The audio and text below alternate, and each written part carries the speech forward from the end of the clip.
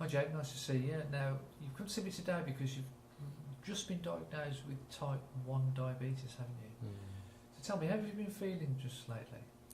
Pretty rubbish in myself, to be honest. Yeah. Just tired, just can't get any energy. Have you lost any weight? Yeah, I have, Yeah. without meaning to. Sure, yeah. Well, we've done your blood test today and it was very high. Your blood sugar was 22 on the meter readings, but we've also done another test for blood ketones. Fortunately, that wasn't particularly raised, it was 0.2, and I'll explain a little bit about that in a while. So, what we need to do today is we need to start you on insulin. Now, the reason for that is with type 1 diabetes, it means that your blood sugar levels are very high. You would normally expect blood sugar levels to be between 4 and 7 for people who don't have diabetes. Yours today is 22. You've got these very dramatic symptoms. You've been very dry, you've been very thirsty, you've been very tired, you're losing weight, and all these are symptoms of diabetes. The reason for all of this is that your body isn't producing enough insulin. Insulin is a hormone that regulates blood glucose levels, and it's very important that our blood sugar levels are maintained between this 4 to 7 range. And we do that by making insulin, and then insulin allows sugar to move from the blood into the muscles and cells in the body to provide us with energy. Because your pancreas, which is the organ that makes insulin, isn't functioning properly, it's not producing enough insulin, your blood sugar levels are going very high. The sugar is basically staying in your blood, it's not moving, it's staying there. Therefore levels are going very high. Because the sugar is sitting in your blood, it's not moving into your muscles and cells, you're feeling very, very tired.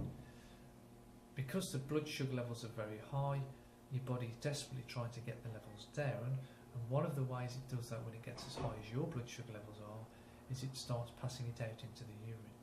So you start weeing out sugar. So therefore you go to the toilet more because you're passing out large quantities of sugar. But with that sugar you take water, so you're passing out large quantities.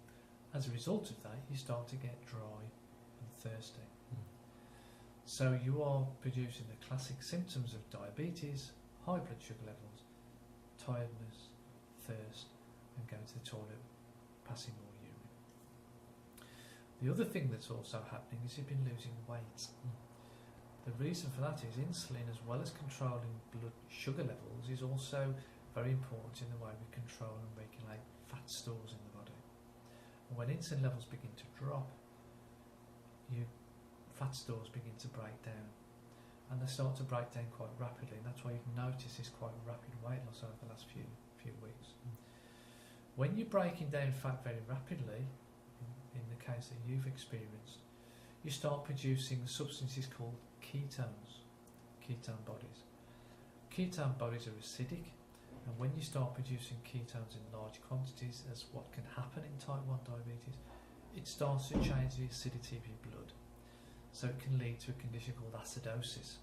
And because it's the ketones that are doing that, we call it ketoacidosis. That's a very serious condition. And that's the reason why I wanted to check your blood ketone levels, to make sure that your body wasn't producing large numbers of ketones and you weren't developing this dangerous condition called ketoacidosis. Because ketoacidosis, if it isn't treated, is a fatal condition, and you will die with that condition. So if type 1 isn't treated, then you will die from ketoacidosis. Hence the reason why it's very important that we treat you quickly and we treat you effectively to prevent that condition from occurring. And the treatment is insulin therapy. Your body doesn't produce insulin, therefore we have to give you insulin. So your treatment today will be commencing onto insulin therapy. Very, very easy to do. It does involve injections. We can't give you insulin as a medicine or a tablet. If you swallow insulin, it breaks down in the stomach, it doesn't work. So we have to give you insulin in the form of an injection, although it's a very simple injection which goes usually into the fatty tissue around your belly, side of your leg, into your arms, and we'll demonstrate that with you before we kill. Is it going to feel sore then? It's going to hurt? It's not painful. Again, we'll go through all the injection technique now. It's not at all particularly painful. It's a very simple procedure. It takes a few seconds to do. But what will happen when you start injecting insulin is that you'll be able to shift this glucose out of the blood into the muscles and cells. Energy levels will start to raise, blood sugars will fall, the tiredness will disappear, the thirst will disappear, you won't be going to the toilet so much, but more importantly, you won't have this risk of ketone build-up because your fat stores will become stabilised. You won't be building up ketones, therefore you're going to be safe from that potentially fatal condition of ketoacidosis.